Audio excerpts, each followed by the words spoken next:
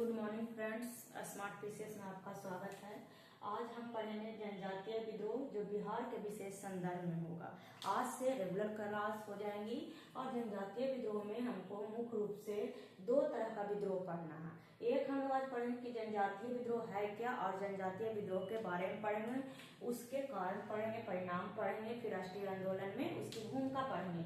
ठीक है, हम आज देखते हैं जनजातीय विद्रोह। सबसे पहले इसका हम लोग डायग्राम बनाएंगे। जो भी चीज पढ़ेंगे उसको पहले दिमाग में सेट करेंगे कि क्या क्या उसमें पढ़ना है और लिखना है। जैसे क्वेश्चन आता है तो उसका पहले डायग्राम बनाना होता है, उसके बाद फिर हम लोग सही तरीके से उसके बारे में सारा कुछ लिख सकते हैं। ठीक है, तो पहले हम देखिए भूमिका पढ़ेंगे, फिर बिहार के प्रमुख जनजातीय विद्रोह पढ़ेंगे और जनजातीय विद्रोह का कारण पढ़ेंगे। उसके बाद जनजातीय विद्रोह के प्राकृतिक एवं विशेषताएं, उसके बाद जनजातीय विद्रोह की कमजोरियां, क्या क्या उनकी कमजोरियां थी, क्यों असफल हो गया, और जनजातीय विद्रोह के प्रभाव। उसके बाद पढ़ेंगे जनजातीय विद्रोह का राष्ट्रीय आंदोलन में योगदान क्या क्या था, जो हमारे राष्ट्रीय आंदोलन हुआ उसका क्या भूमिका था।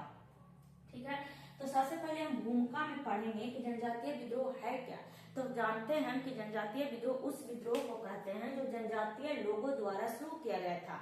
अब हम देखते हैं कि जनजातीय लोग होते कौन है, तो जो दूर दराज के क्षेत्र में, सुदूर क्षेत्र में जीने वाले हैं, जिनके पास अभी तक आधारभूत संरचनाएं या उस टाइम तक आधारभूत संरचनाएं नहीं पहुंच सके थी। अब आधारभूत संरचनाएं में क्या क्या आते हैं, जैसे कि हो गया हम लोग का भोजन हो गया, सड़क हो गया, उसके बाद शिक्षा हो गया, रहने के लिए मकान हो गया, इसको हम लोग बोलते हैं आधारभूत संरचनाएं। तो फिर हम देखेंगे कि बिहार के प्रमुख जनजातीय विद्रोह। पहला देखेंगे कि बिहार के प्रमुख जनजातीय यानी जो बिहार क्षेत्र है, जैसे हम एक मैप बनाते हैं बिहार क्षेत्र का, उसका देखेंगे कि बिहार क्षेत्र में पहले जो झारखंड वाला क्षेत्र था इधर था, तो तत्कालिक बिहार में कौन कौन से विद्रोह, जनजातीय विद्रोह हुए हैं उसके बारे में हम लोग जानेंगे। जैसे कि बिहार के प्रमुख जनजातीय विद्रोह है कोल, मुंडा, संथाल, भूमिज, तमार। अब इसी मुंडा और संथाल विद्रोह से प्रत्येक साल जनजातीय विद्रोह के बारे में दिया जाता है, प्रश्न पूछा जाता है। तो एक आता है कि मुंडा विद्रोह और दूसरा आता है संथाल विद्रोह और तीसरा क्वेश्चन आएगा कि जनजातीय विद्रोह बिहार में जो हुए हैं कौन कौन से हुए हैं, उसके क्या कारण थे, उसके क्या परिणाम हुए और क्या विशेषताएं हुए। ठीक है, अब आते हैं हम लोग जनजातीय विद्रोह के कारण। तो जनजातीय विद्रोह के कारण, फिर जनजातीय विद्रोह के प्राकृतिक एवं विशेषताएं। तो पहले देख लेते हैं कि जनजातीय विद्रोह जो हुआ था उस क्षेत्र में क्यों हुआ था, उसके क्या क्या कारण थे। तो देखिए पहला हम डायग्राम के द्वारा आप लोग को बता देते हैं, कैसे डायग्राम बनाइएगा तो सही रहेगा और एग्जाम में डायग्राम बनाना ही चाहिए। डायग्राम बनाने से ही हम लोग को नंबर बूस्ट करता है और नंबर ज्यादा आता है। जैसे कि पहला हम देखते हैं कि अंग्रेजों की भू राजस्व व्यवस्था। अब अंग्रेजों की जो भू राजस्व व्यवस्था थी क्या थी, और इस भू राजस्व व्यवस्था के कारण ही संथाल विद्रोह हुए थे। ठीक है, इस विद्रोह को बोला जाता था दमन ए को। ठीक है, फिर हम देखते हैं कि अंग्रेजों की जो भू राजस्व व्यवस्था थी वो कौन सी व्यवस्था थी। तो पहले देखते हैं कि औपनिवेशिक काल में अंग्रेज आए और जो जनजातीय क्षेत्र थे, वन्य क्षेत्र थे, वन्य जो पहाड़ था उसके नजदीक जनजातीय लोग रहते थे और उन क्षेत्र में वो लोग जो खेती करते थे, खुद अपने सब स्वयं खेती करते थे, अपना खेती से भरण पोषण करते थे। तो अंग्रेज आए और उस पे जो खेती था, भूमि था, जो खेतीहर भूमि था, उनपे ये लोग भू राजस्व व्यवस्था यानी कि राजस्व कर जो अभी हम लोग देते हैं, टैक्स देते हैं, वो लगा दिए। इतना टैक्स लगा दिए कि संथाल लोग को या फिर जो भी उस क्षेत्र में जनजाति लोग रहते थे उनको देना बहुत मुश्किल हो जा रहा था। ठीक है, उसके बाद आदिवासी क्षेत्र में ईसाई मिशनरी का प्रवेश। अब ईसाई मिशनरी का प्रवेश मतलब कि धर्म का परिवर्तन होना। ईसाई मिशनरी यानी कि जो वो लोग सिंह गोंगा हम लोग कहते हैं, केशवरवाद की धारणा, जो एक देवता को मानने वाले थे, वो अब आदिवासी लोग ईसाई धर्म मानेंगे तो उनको तो दिक्कत होगा। यानी हमारी जिंदगी में कुछ भी नया बदलाव आता है तो परेशानी होती ही है उसको बदलने में। तो देखते हैं कि 1813 के चार्टर जो एक्ट था उसके अनुसार ईसाई धर्म का प्रवेश होने लगा। अब ईसाई धर्म का प्रवेश होने लगा तो वहां के जो सिंह गोंगा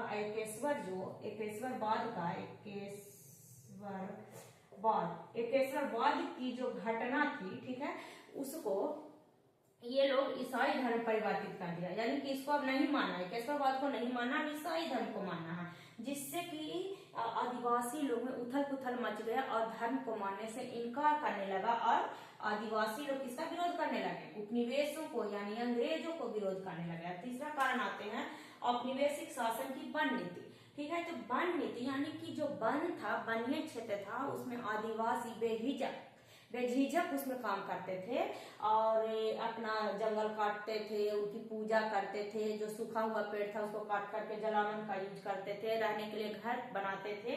तो उस क्षेत्र में अब आ गए कौन, उपनिवेशवाद आ गया, यानी कि अंग्रेज लोग आ गया। और 1864, 65 और 75 के जो वन नियम था उसको लगा दिया और उसमें बोला कि जो आदिवासी लोग हैं अब इसमें प्रतिबंधित है, आदिवासी लोग इस वन से यूज अब नहीं कर सकते, अगर वन यूज करेगा तो उसको कड़ा कार्रवाई उस पे होगा और उसे दंड मिलेगा।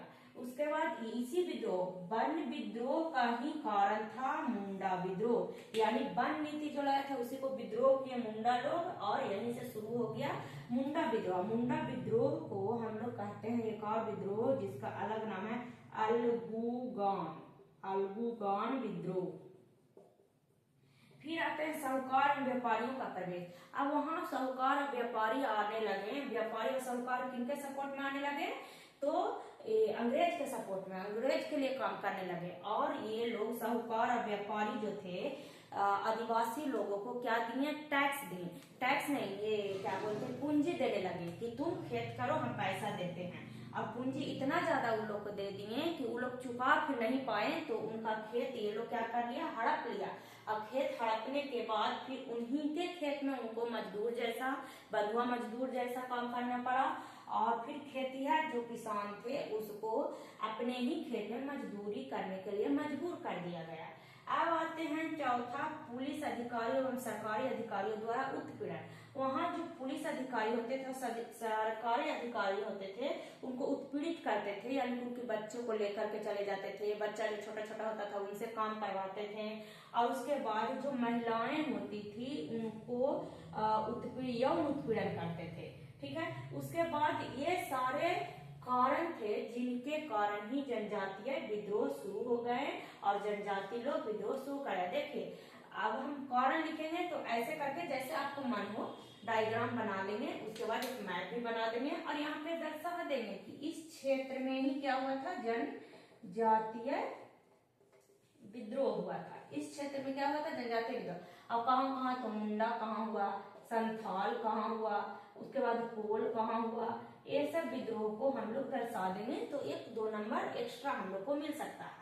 अब उसके बाद आते हैं दोस्तों जनजातीय विद्रोह की प्रकृति एवं विशेषताएं। विद्रोह की प्रकृति एवं विशेषताएं, तो जनजातीय विद्रोह की प्रकृति में पहला देखते थे स्थानीय प्रकृति एवं छिटपुट क्षेत्रों में था, यानी कि स्थानीय प्रवृत्ति से ये अवभूत।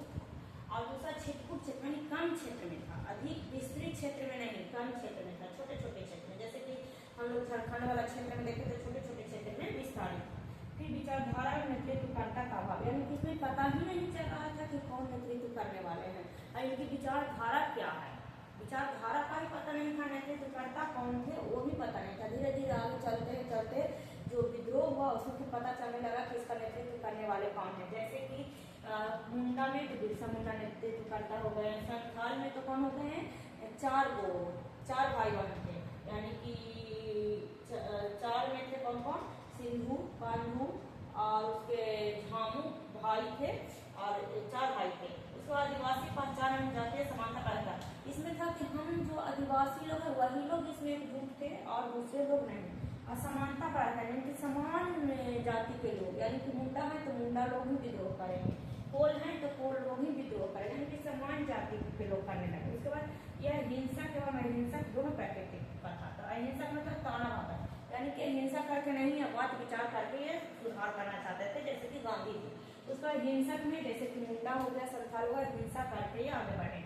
ऐसे पारंपरिक हथियार का प्रयोग होता था, जैसे कि हिंसक जो विद्रोह से पारंपरिक था, जैसे कि कुल्हाड़ी जो हम लोग अभी करते हैं, फरसा, ये सब का यूज होता था। लेकिन अंग्रेज लोग क्या यूज करते थे, तो अंग्रेज लोग जो यूज करते थे वो था उनको न्यू आधुनिक प्रणाली के हथियार थे। अब आधुनिक तकनीकों के अभाव था इन लोग के लिए पारंपरिक हथियार वही चीज हो गया।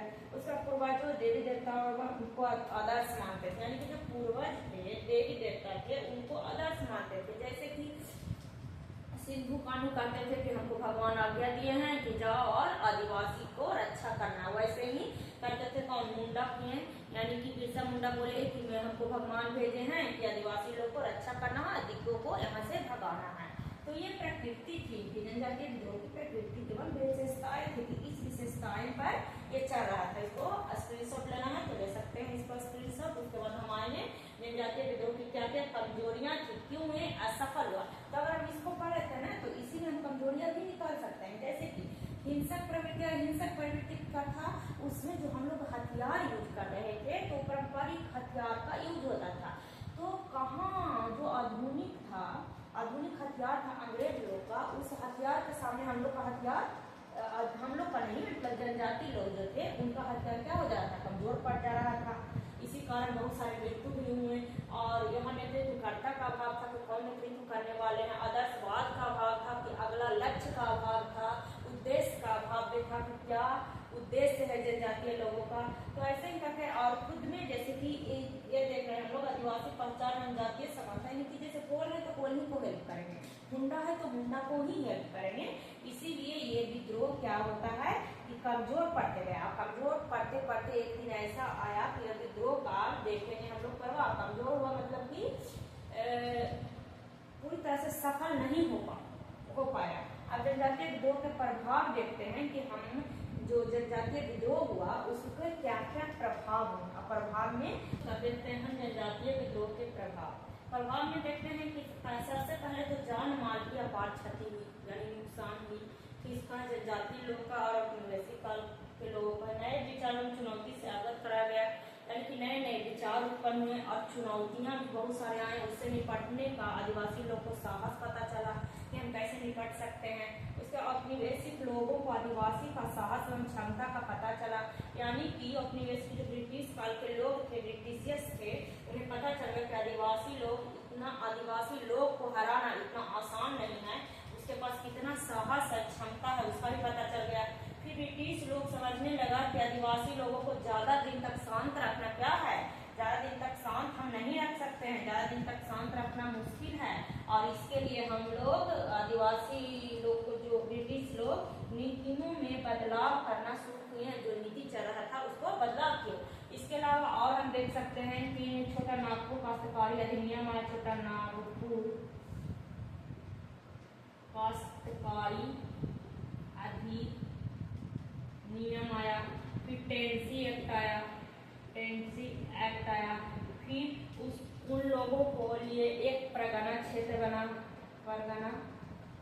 बन गया।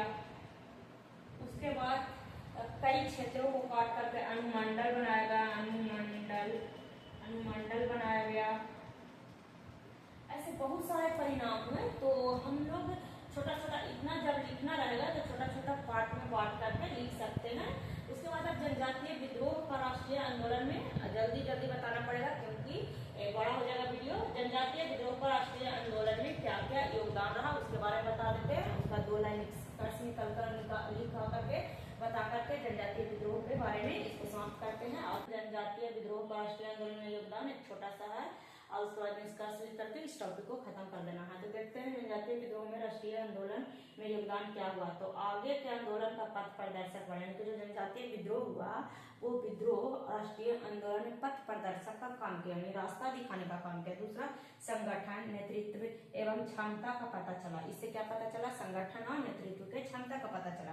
उसका उद्देश्य एवं लक्ष्य को निर्देशित किया, यानी कि क्या उद्देश्य होना चाहिए, विद्रोह का क्या उद्देश्य होना चाहिए, क्या लक्ष्य है। तो हमारा लक्ष्य उद्देश्य क्या था, स्वतंत्रता प्राप्ति करना था, ब्रिटिश से हम लोगों को क्या करना था, छुटकारा पाना था। उसके बाद हम छोटा सा एक निष्कर्ष देख लेते हैं। तो निष्कर्ष में देखते हैं कि आदिवासी विद्रोह भारतीय इतिहास और विरासत का एक महत्वपूर्ण हिस्सा है एवं प्रशंसा का पात्र है। इसी को ध्यान में रखते हुए 2021 से प्रत्येक साल 15 नवंबर को क्या मनाया जाता है, जनजातीय गौरव दिवस मनाया जाता है। अब इसी में हम देखते हैं इसी में देखते हैं कि 1 नंबर का कहाँ क्वेश्चन हमको आया। तो देखिए पहला तो ये आ गया कि प्रत्येक साल जनजातीय गौरव दिवस कब मनाया जाता है, तो 15 नवंबर को, ठीक है। और ये कब से मनाया जाता है, तो 2021 से मनाया जाता है। किनके जन्म के उपलक्ष्य में मनाया जाता है, तो बिरसा मुंडा के उपलक्ष्य में मनाया जाता है। फिर उसके बाद बिरसा मुंडा आंदोलन को और क्या नाम से जाना जाता है, तो अलगूवान के नाम से जाना जाता है, ठीक है। और संथाल विद्रोह को किस नाम से जानता है, तो हुल विद्रोह के नाम से जाना जाता है। बिरसा मुंडा को क्या कहा जाता है, तो बिरसा मुंडा को कहा जाता है अलगूगन।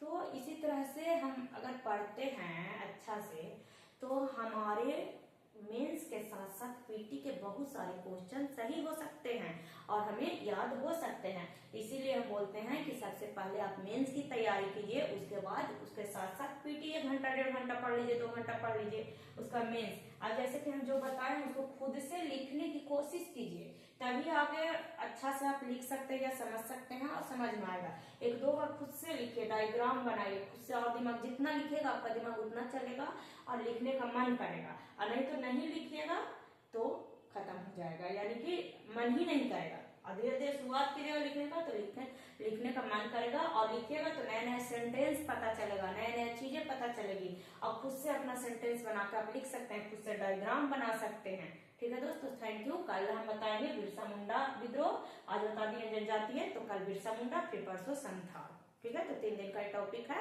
जिसमें 1 दिन आज खत्म हो गया, 2 दिन और चलेगा। Thank you.